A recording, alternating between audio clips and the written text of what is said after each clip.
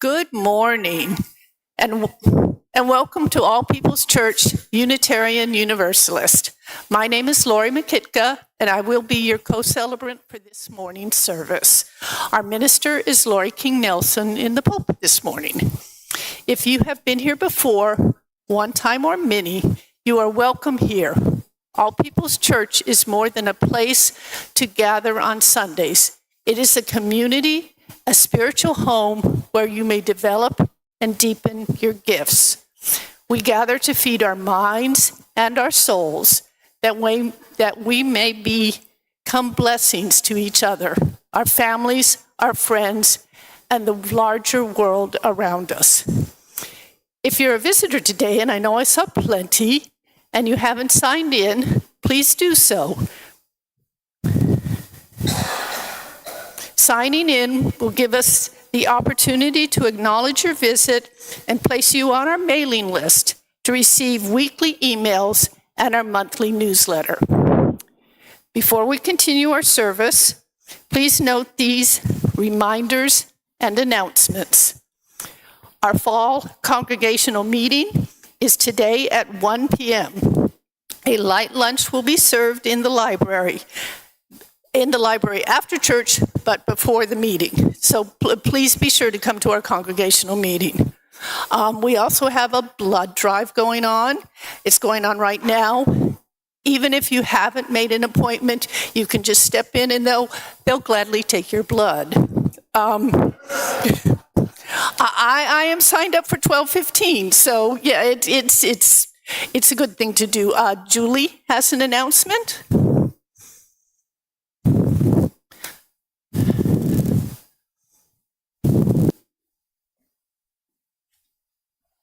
Good morning. I'm just here with a reminder about the Freedom Cafe that we're having on December 28th. If you buy tickets in advance, it's 1 for 15, 2 for 25, and at the door they're 20. But it's going to be a fun night. We have coffee, refreshments, 2 different guitarists that are going to perform separately. Then we'll have an intermission and they'll perform together. So check it out on the blue flyer and come join us. Thank you.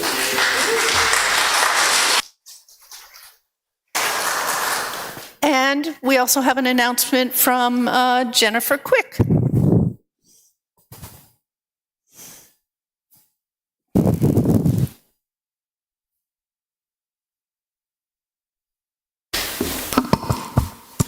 Hi, good morning, everyone. My name is Jennifer Quick, and it's already been lovely to see some similar and familiar faces greeting me this morning.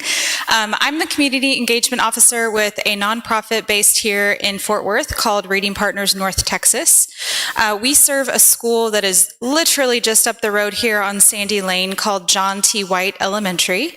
And many of you have dibble-dabbled in our volunteer opportunities at that school before, and I just wanted to talk again briefly about the opportunities that we can offer through our program. So first, what is Reading Partners North Texas? So we are a literacy intervention program driven by volunteers. So I'm a former elementary school reading teacher myself, and the smallest type of small group instruction I could really ever get down to was maybe a 3-to-1 ratio, and that was on a really lucky day. So our program allows for a 1-to-1 ratio, and it's really targeted at that student, their level, and their need. And the need, y'all, is great. So If you follow the news for Fort Worth ISD, you have probably seen a lot of the stats about reading proficiency, in particular reading proficiency for Black students. The numbers are, there's a large and noticeable gap between the proficiency rate for Black students compared to Latino and white students in the district. Our school partnership at John T. White, I would estimate probably 95% of the student body at that school is Black. And so that is one of the schools that we have targeted our efforts at. Those students are no less capable. In fact, they are bright and shining. And I get the pleasure of working with one, a fourth grader, every Thursday morning. And he's the best part of my week. And we've gotten to a phase of being comfortable enough to kind of joke with each other. And that's just really brightens his day and mine. What these students need, though, is instruction that is research-based and delivered by someone with care and love in their heart. If you also follow the news, you've probably seen recently that a lot has shifted in our understanding of reading instruction and what are best practices. Some people have been doing that for a long time. A lot of districts have been using essentially curriculum that's not in alignment with best practices, which has led to a huge part of our reading basically crisis in the United States. So our program is heavily based on explicit phonics instruction, and you may be thinking, I don't know how to do that, and that's okay. The core of our program and the way we're able to use volunteers as part of the structure is it is all scripted out for you and put in an easy to access format for you. So you do not have to have been a teacher, you don't have to even have had kids to be accessible and make this program work for you. Everything is broken down into a 45-minute lesson. So the ask that we make for you is just 1 hour a week, and it's same day, same time, same student every week. So like I mentioned, every Thursday morning, I go work with the fourth grader that I work with.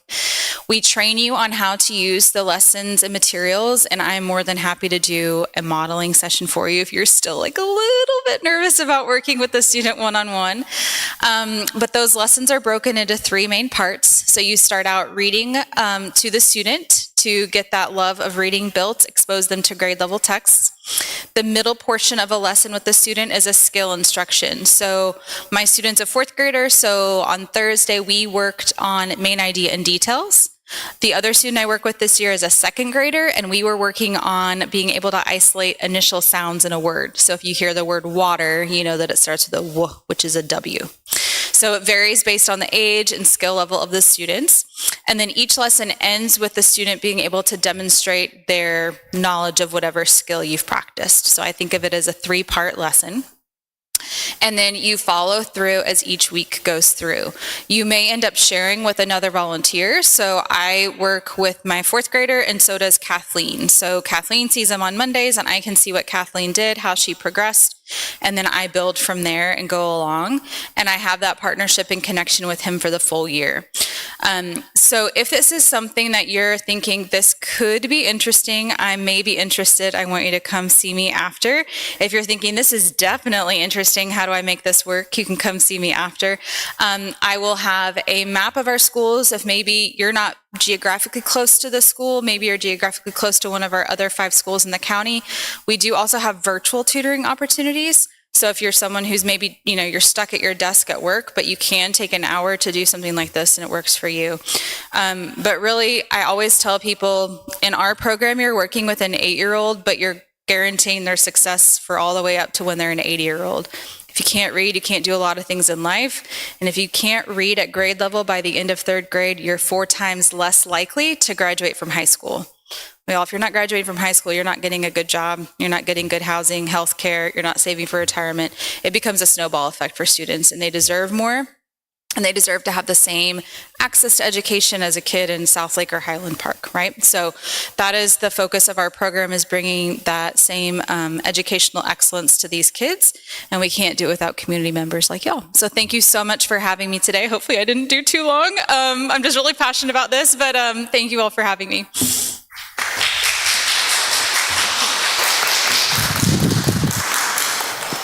And I do have one last announcement. David Bindi says y'all are welcome to take the mums, and he would like, especially for our visitors, to please take a mum. Take it home with you. Give it free to a good home. And now, please settle comfortably for our musical prelude.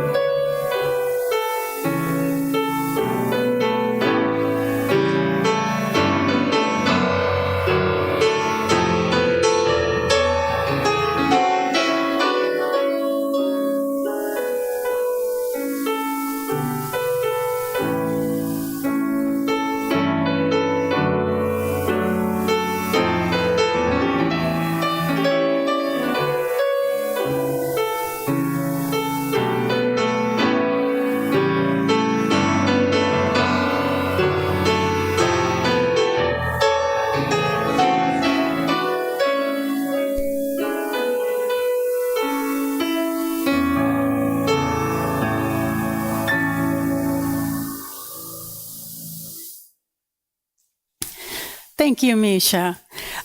Can we show him a little gratitude?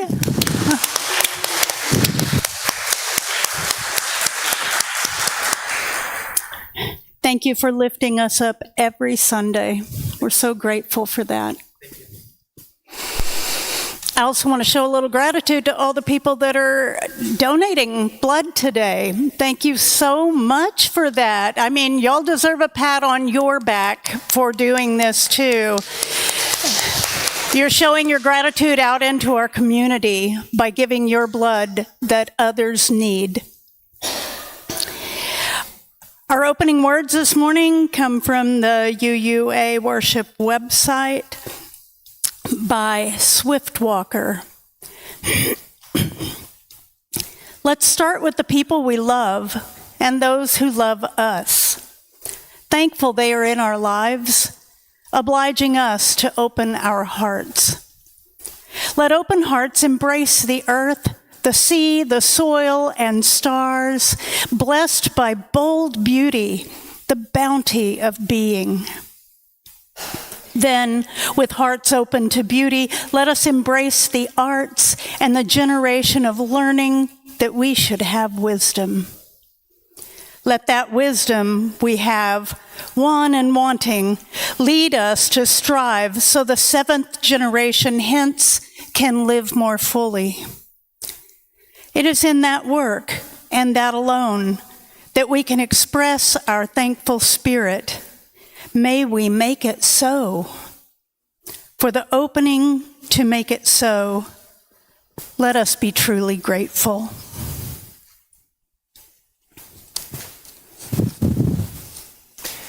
We now invite you to rise in body or spirit for the chalice lighting, opening hymn, and spoken affirmation. Our chalice lighting words are from the Reverend Angela Herrera. Don't leave your broken heart at the door. Bring it to the altar of life. Don't leave your anger behind. It has high standards, and the world needs vision. Bring them with you, and your joy, and your passion. Bring your loving, and your courage, and your conviction. Bring your need for healing, and your power to heal. There is work to do, and you have all that you need to do it, right here in this room. Please join now in singing our hymn of the month for November, number 168, One More Step.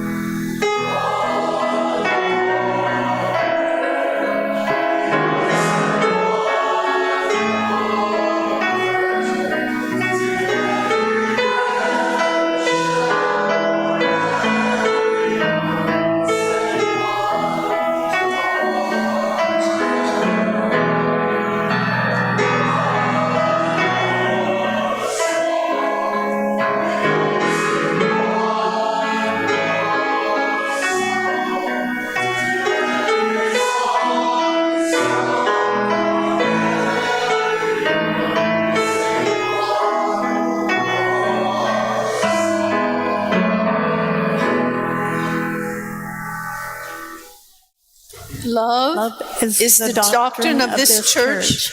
The truth is our sacrament, and service is our prayer.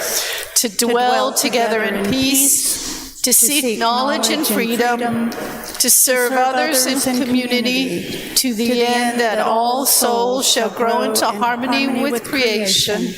Thus do we do covenant with one another.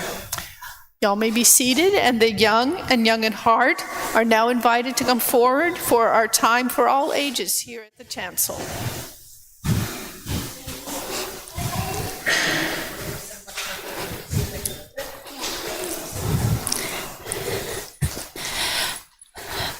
Good morning. Oh, you put on your necklace.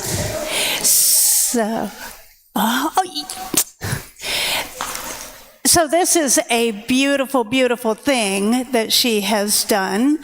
She found a table out in the hallway that had necklaces on it. There were some eyeglasses too, and everything on the table is free for the taking.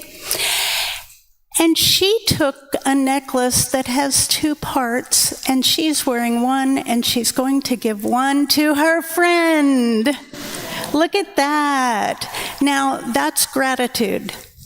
That is gratitude. That is not what I was going to talk about up here, but that is absolute gratitude for having a friend, right? When you share like that. So I know y'all are looking at these cool things sitting next to me. I know, they're amazing, right? It looks like somebody already played with it a little bit. Now this is glass, so I'm going to hold on to it, okay? There's sand inside. Do you see the beautiful, the beautiful layers? What if I put it around like that? What if I do that? Okay, does what happens?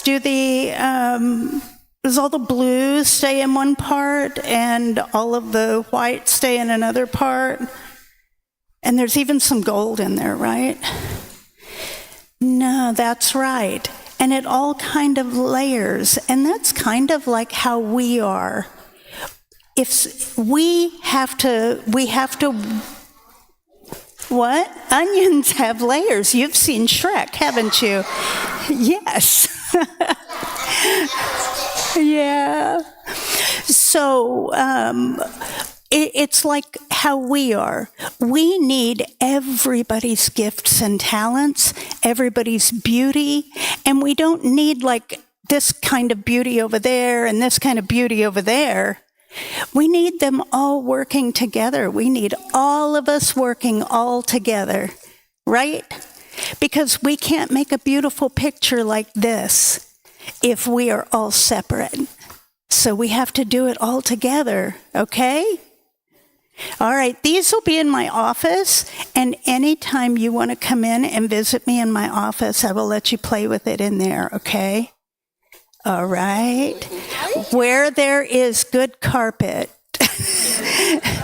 And I say this because I have broken one. Yeah.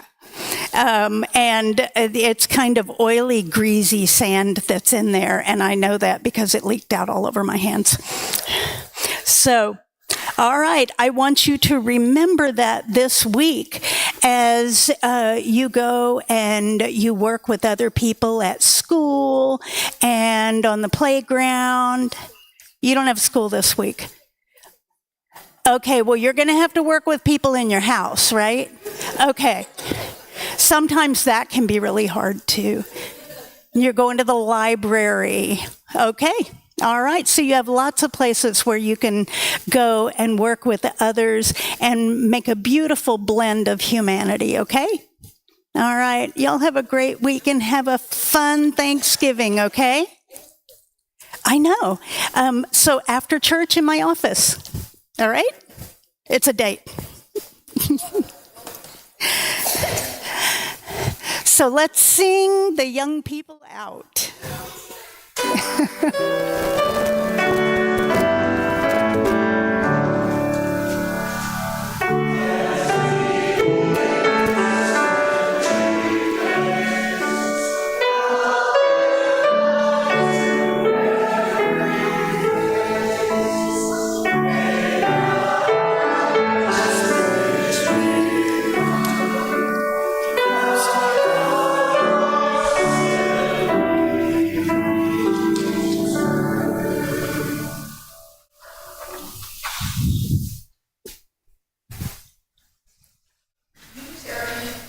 Universalism is a grand vision of a world filled with peace and justice, love and joy.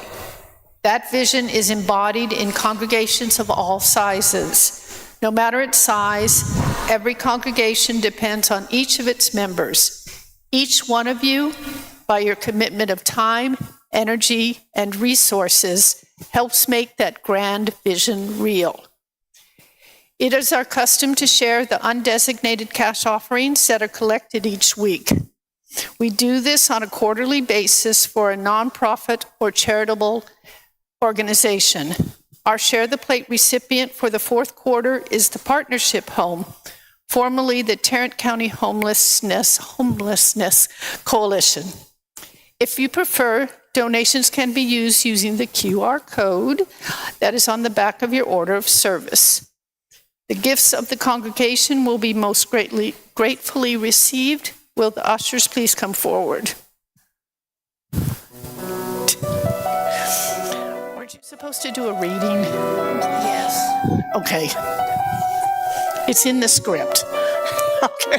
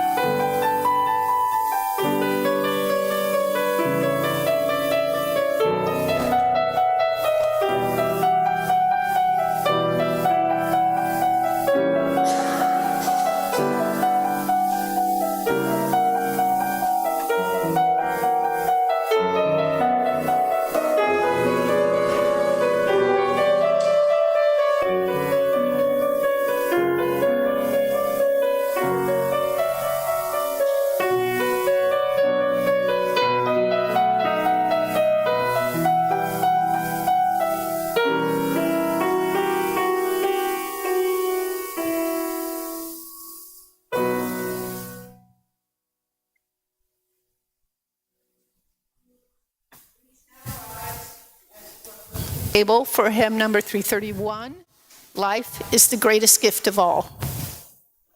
She's going to do it out.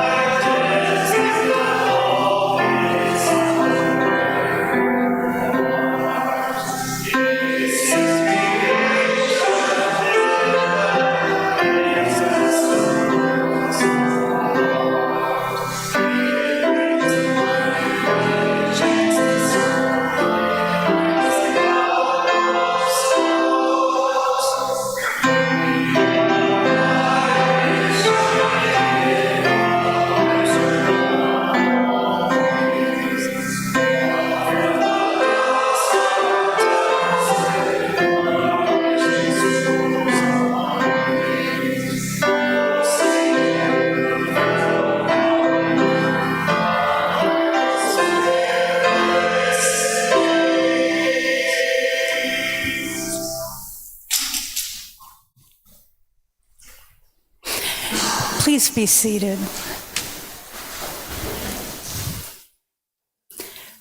Our reading this morning is a Buddhist tale. One day there was a homeless man, and he had been trying to gather food. He kept noticing every day his food would disappear. One day he caught the mouse that kept stealing his food, and he asked the mouse, "Why are you stealing from me? I'm a homeless man. You can steal from richer people than me, and it won't have any effect on them." The mouse then told the homeless man that it is your destiny that you can only have 8 items in your possession, no matter how much you beg, no matter how much you gather, because that is all you will be able to have. The homeless man was shocked and said, "Why is that my destiny?" And the mouse said, "I don't know. You should try and ask the Buddha." So the homeless man goes on his journey to find the Buddha, and as he is going, it gets late. So he ends up at a wealthy family's house and asks if he can stay the night. They let him in and ask him, "Young man, why are you traveling so late?" And he answered, "I have a question for the Buddha, and tomorrow I'll be on my way."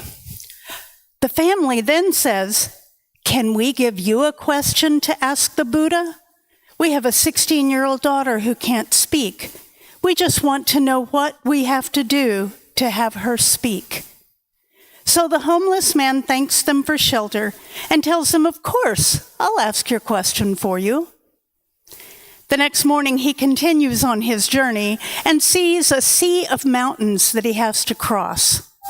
He climbs up one mountain and he meets a wizard.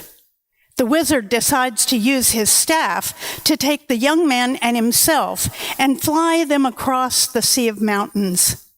And the wizard asks the young man, "Where are you going? Why are you deciding to cross these mountains?" The young man said, "I'm going to ask the Buddha a question about my destiny." The wizard then says, Can I please give you a question to ask the Buddha? I've been trying to go to heaven for 1,000 years. According to my teaching, I should be able to go to heaven now.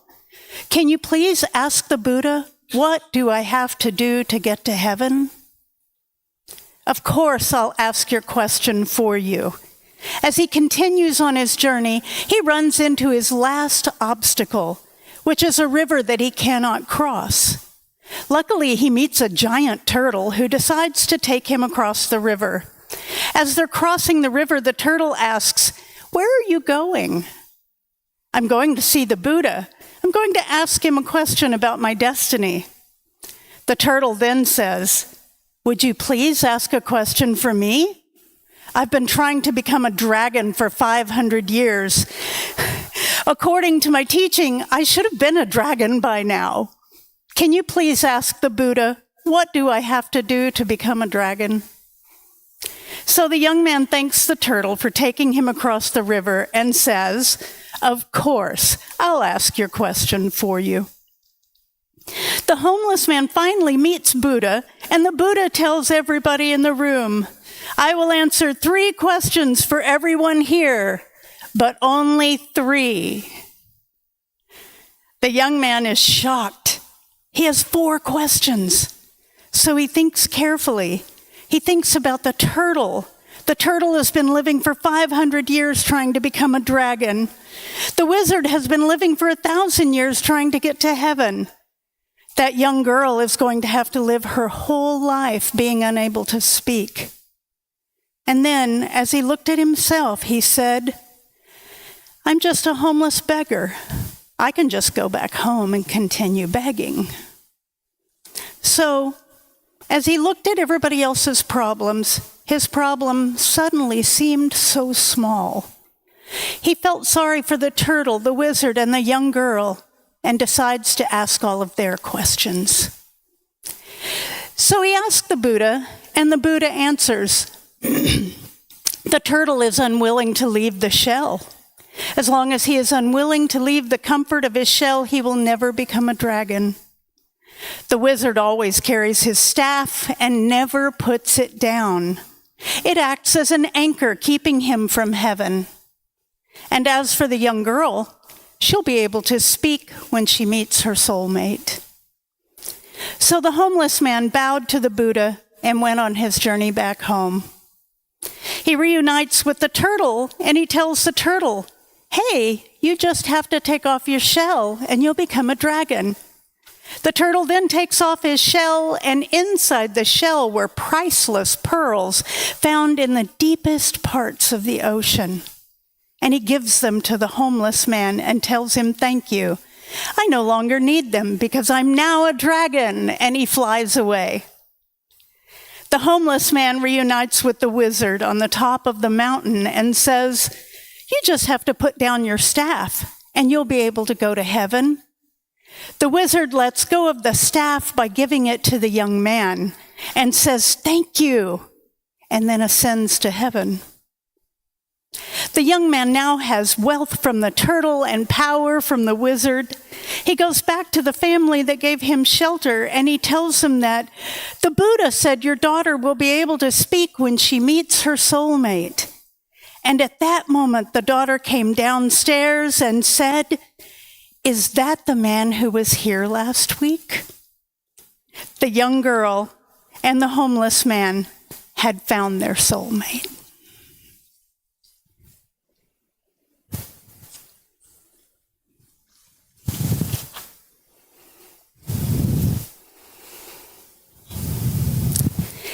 At this time in our service, we pause to honor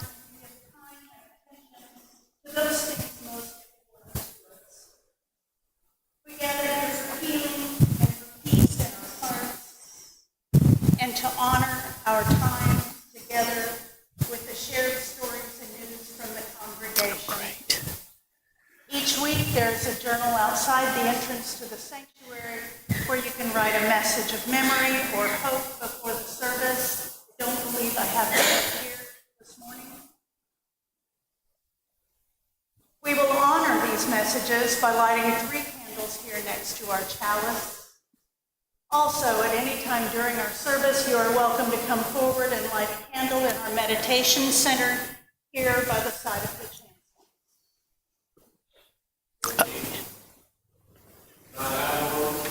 You may. Would you like to stand and add it?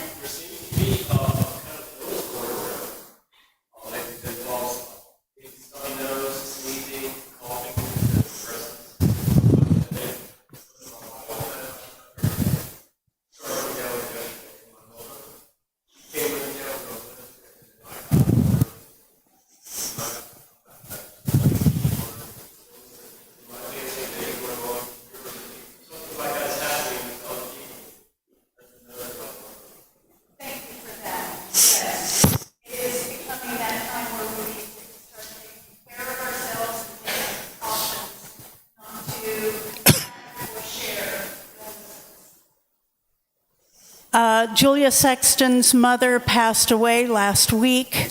Please keep the Sexton family in your thoughts. Also, new to me vocabulary word for the day, recrudescence. That's new to me.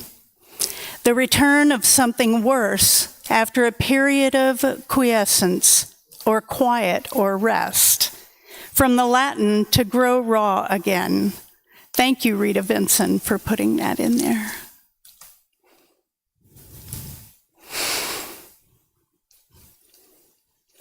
Our meditation this morning comes from the UU Worship website and is written by Carol Altman Morton. Many of us carry a burden of worry, anxiety over the state of the world, worries about money, about our environment, our families, about peace and justice. May we trust that nothing will get worse for us for putting that burden down for a moment. May we let go of what weighs us down. May we find that we can set down worry for longer and longer periods of time. In our experience of letting go, may we be open to the possibility that we need not pick our worries back up. May we find passion and strength to work for change where we have the power to do so, and to let go where we do not. If not forever, let us put down any worries or anxiety for our time of quiet. May we be in quiet together. We pause at this time to hold and honor the sorrows and celebrations among us, including those deeply felt but left here unspoken. Let us pause for a moment of silent meditation and music.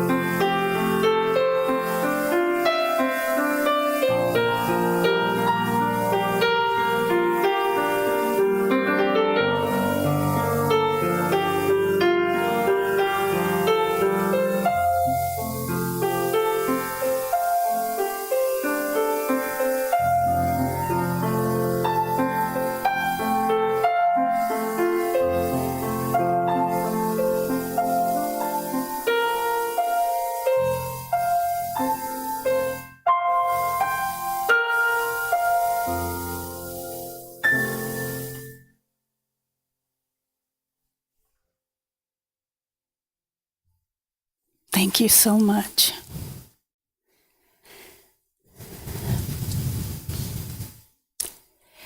There's a film called Yesterday that was released in 2019. And And despite solid acting and a great soundtrack, it did not do well at the box office. The lead character, Jack Malik, is a struggling musician whose career is going nowhere. However, on the night Jack decides to give up, the whole world momentarily experiences a massive blackout during which Jack is hit by a bus. Upon regaining consciousness, Jack learns to his astonishment that he is apparently now the only one who knows the music of the Beatles. Realizing this improbable opportunity, Jack begins playing the music of one of the world's greatest rock bands, being forced to claim it as his own. It pays off quickly, and Jack becomes a worldwide musical sensation. As Jack's fame grows, he begins to notice an older couple following him from one concert to the next, and he becomes afraid that they know his secret and that they will tell the world that he's an imposter, a fraud. But when they finally do speak to him in private, they tell him how grateful they are that someone else besides him remembers the Beatles and is sharing that music with the world. The woman cries as she shares how important their music has been in her life.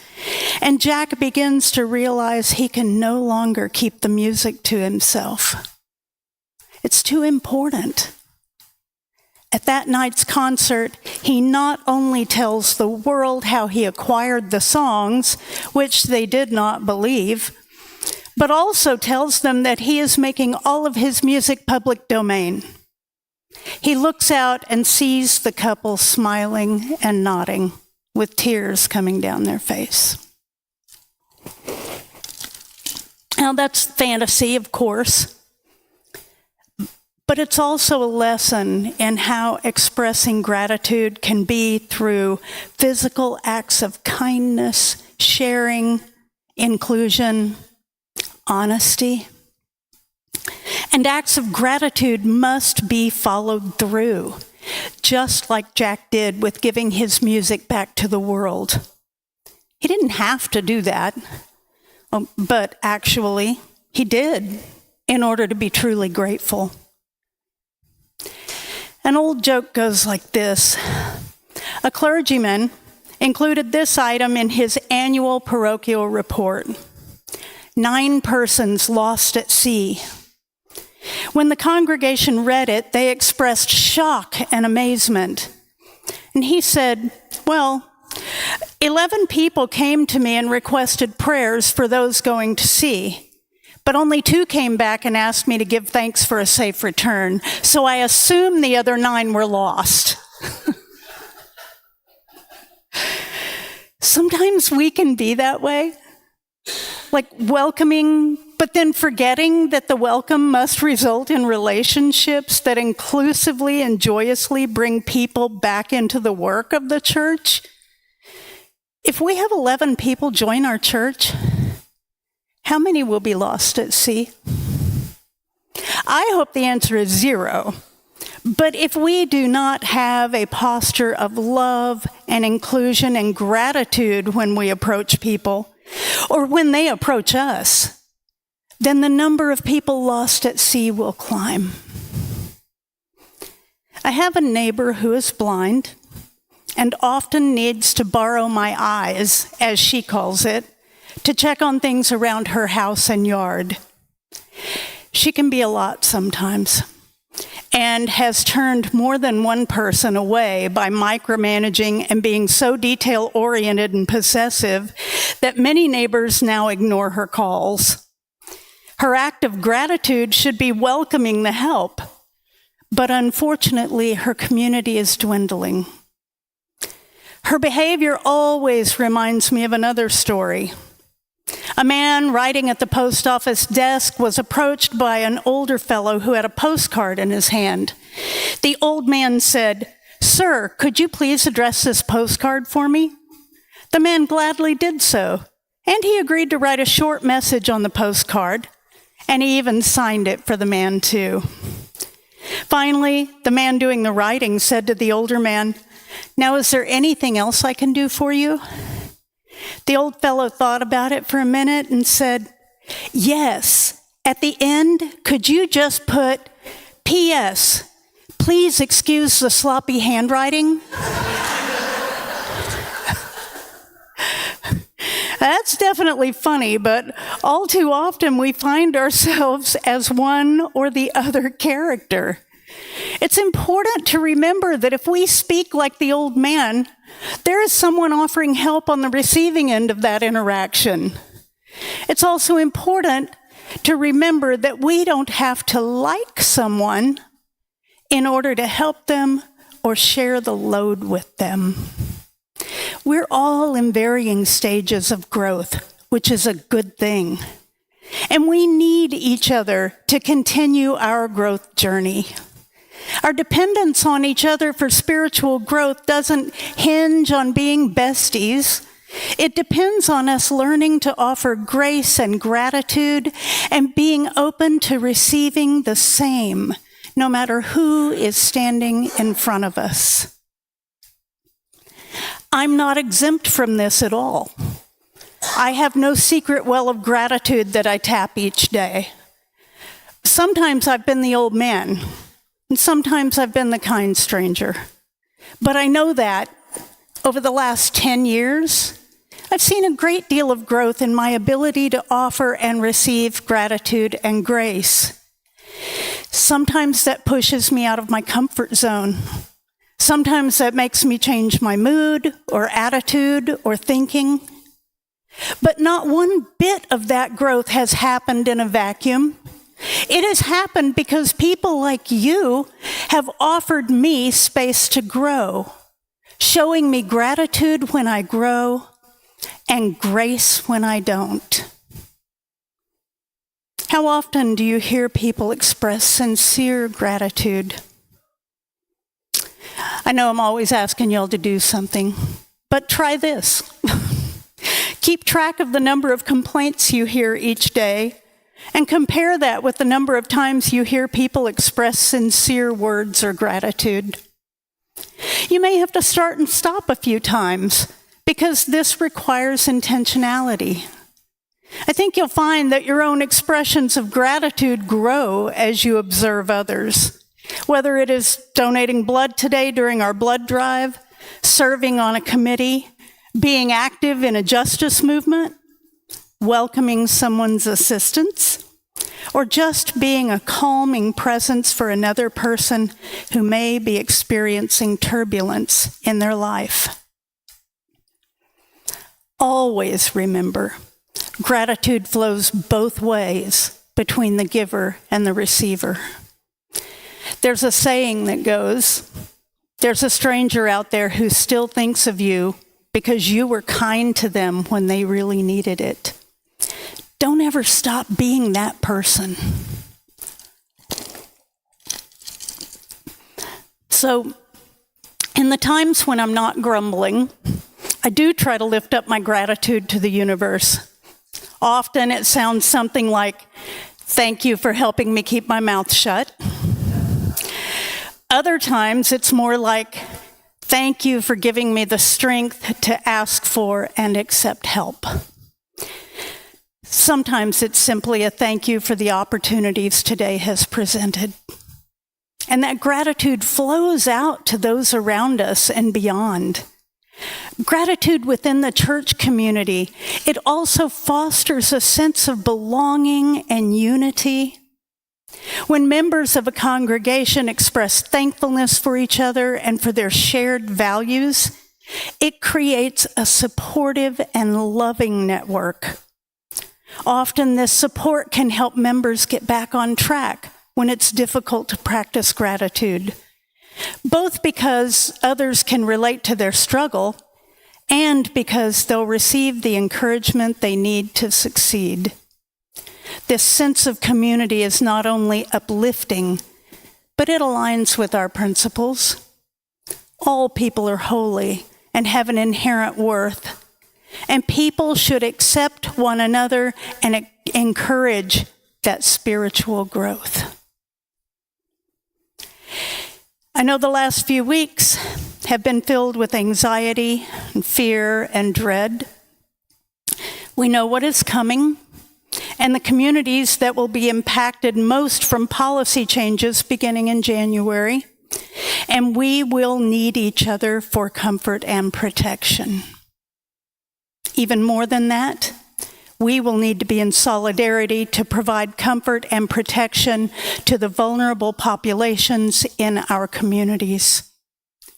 We cannot do that if we are not first in community with each other, grateful and committed.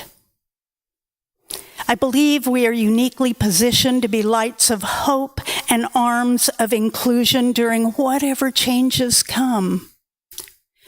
We don't have to like one another, but we do have to love one another and be grateful for the opportunity to act on that gratitude together. Walter Brueggemann wrote, "Like the ancient prophets, we are dispatched back to the good work entrusted to us. It is the work of peacemaking. It is the work of truth-telling. It is the work of justice doing. It is good work, but it requires our resolve to stay it, even in the face of the forces to the contrary that are sure to prevail for a season." We have everything we need, but sometimes we need to be reminded, just like the man who went on the quest to ask Buddha why he couldn't have more and found gratitude instead. In his essay collection titled "Kindness Will Save the World," James Cruz shares this piece. "Gratitude passes through you like the clouds of mood, like rain turning to sleet, or gray skies breaking into blue. It is only gratefulness that stays, holding your trembling hand beneath the hospital sheet as you count each breath, or jumping up and down when you hear the good news. It is the faithful companion we have always been seeking, this feeling of fullness that follows us everywhere we go, less like a shadow trailing the body, and more like a glimmer held in the heart that promises never to leave." I believe that we are the music the world needs. Our gratitude is the song we sing, freely shared, knitting us tightly together as our love spreads and our numbers grow. What act of gratitude will you gift to the world?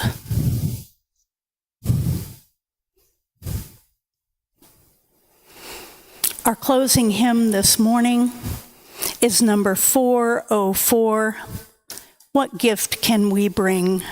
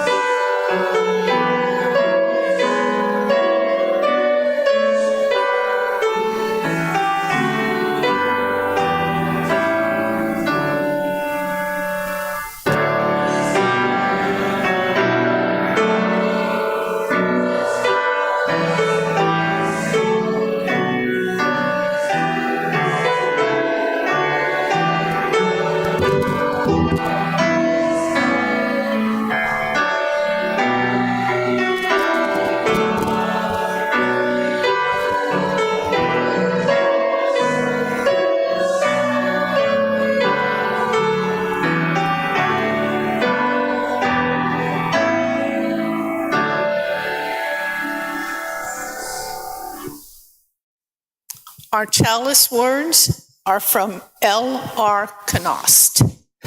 Do not be dismayed by the brokenness of the world. All things break, and all things can be mended, not with time, as they say, but with intention. So go, love intentionally, extravagantly, unconditionally. The broken world waits in darkness for the light that is you. Before I give the benediction, I just want to say one more thing.